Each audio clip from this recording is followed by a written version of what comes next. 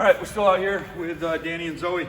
We've got them on the wall now. As I said at the end of the last video, there should be plenty of places in your neighborhood that you can go find walls, or even at your house.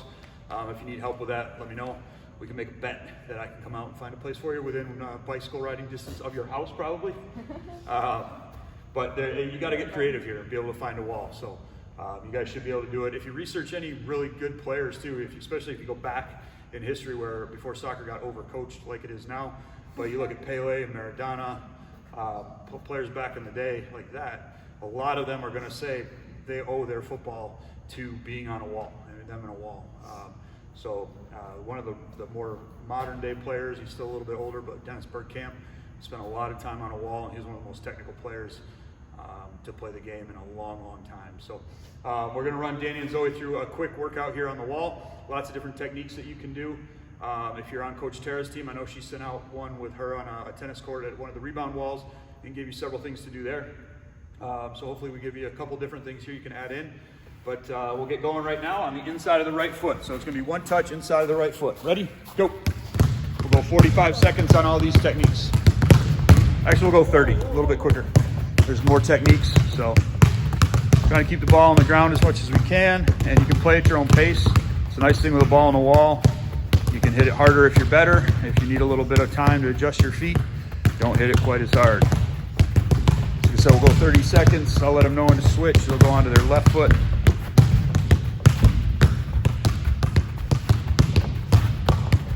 And go ahead and switch. So now it's left foot inside of the foot, one touch, just knocking the ball back and forth. The other nice thing about the ball on the wall is you get a lot of good feedback from the ball, right? How you're hitting it. It's bouncing constantly. Well, maybe you're hitting it too low and popping it up. If it's jamming into the ground and popping up, and you're hitting it too high, it's not coming straight back. You're hitting it too far on one of the sides. Depends on which way it's going when it's coming back. Are you hitting it away from your body or across your body? All right, and we'll switch. Now we're going to go on our laces one touch. Okay, so laces one touch. This is a new one. Both of them said they'd never done this. What? That's fine. We got Dani over there blaming it on the grass. Don't blame the tools, Dani. So the other thing you do to make this a little more difficult is you get a little bit higher or a little bit closer to the wall. All right. I may lose you a little bit here, Zoe, as I try to get Dani in.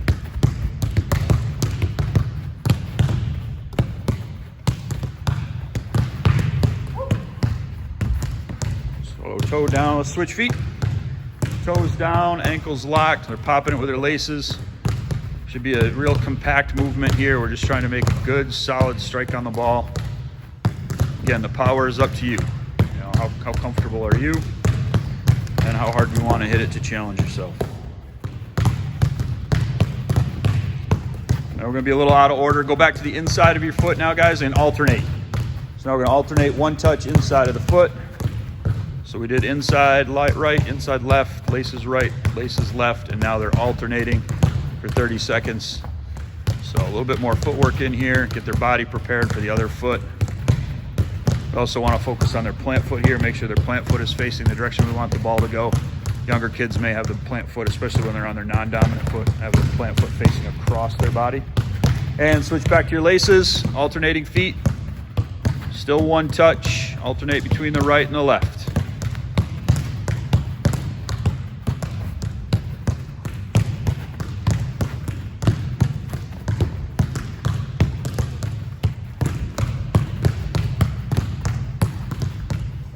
Ten seconds.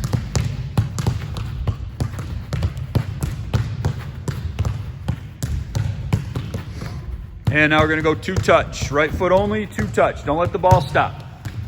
So it's all right foot again. We don't want the ball to stop with that first touch. If you need to, move yourselves a little bit further back. These two both seem to be at good distances for themselves. But we want a positive first touch. We don't want to bury the ball underneath ourselves with our first touch. We don't want to stop it.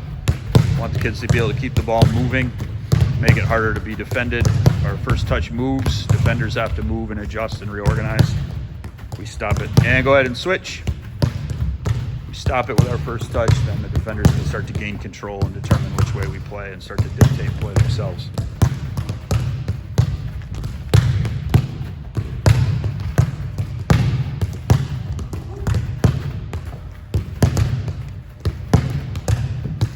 10 more seconds, and then we'll do the circle with it.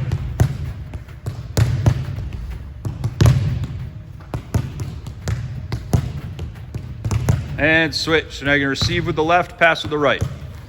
Receive right, pass left. So we're receiving the ball across our body, passing with the opposite foot, basically making a circle with the ball. You see Dani down there, she's doing it backwards, which is fine. She's a lefty. No, that's fine. Our left-footed players out there can look at you as a mentor. Our right-footed players can look at Zoe.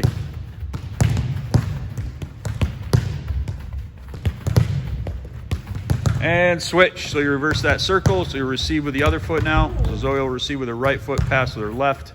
Dani will receive with her left, pass with her right. She's struggling. We didn't put an L and an R on the tips of her shoes today, so.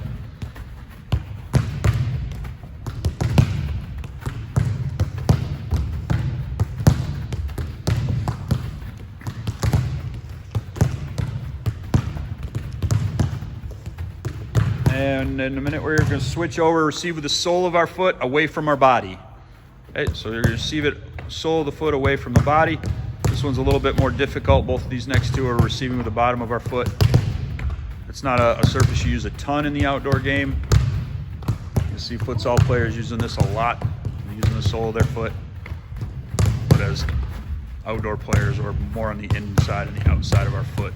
Studded shoes have a little bit to do with that. But something we do want the players to be comfortable on all the different surfaces. So something we shouldn't ignore in training either. And switch. Go across your body. Bottom of the foot across your body.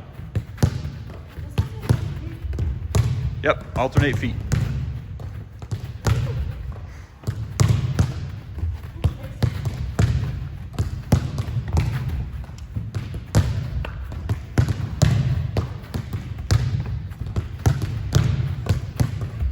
And time. What I'm going to have them do now is just try to keep the ball up off the wall. They're going to just a little bit of juggling with the wall. All right, so go ahead and you can knock it off there off your foot, or you can toss it off there. Try to volley it. Keep it going off the wall. One touch? Yep. See if you can. One touch. So this is a tough one. This is one where you're going to have to be really technical. Make sure that your touches are good. That your feet are got to be active. Be willing to strike it with whatever surface. 2 touches fine. Okay, maybe there's a bounce in there for our younger players. Why don't you guys go ahead and put a bounce in between it, so it becomes like a self-soccer tennis game. You see Zoe's got the line. She can try to make sure she gets it up over that line each time. All right. Dani got herself in a good rhythm there for 2 touch. Or for 1 touch, I mean.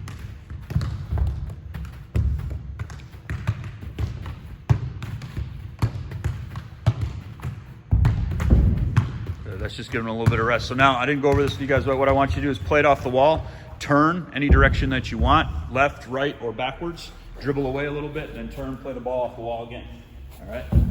Go ahead. So now they're going to receive the ball, turn, they can go turn to their left or their right. So we're just taking a touch away from the wall.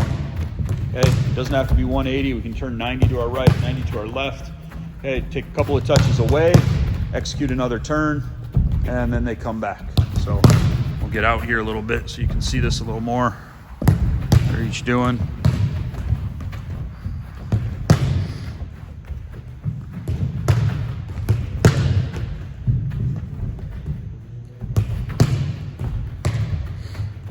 So we could dial this into and just, a specific surface, a specific direction. We could turn it into a series of 3 different techniques, where one, they're always turning to their right, another one where they're always turning to their left, and a third where they're turning 180 degrees. You can add things in if there's a parent. If you notice Zoe there checked her shoulder, right? But a parent could hold up different color cones or t-shirts behind the back. The player's got to identify which color is being held up before they receive, or hold a hand up and they've got to turn towards that hand. Lots of different ways that you guys can make this more challenging for yourselves. So we'll go ahead and end it right there.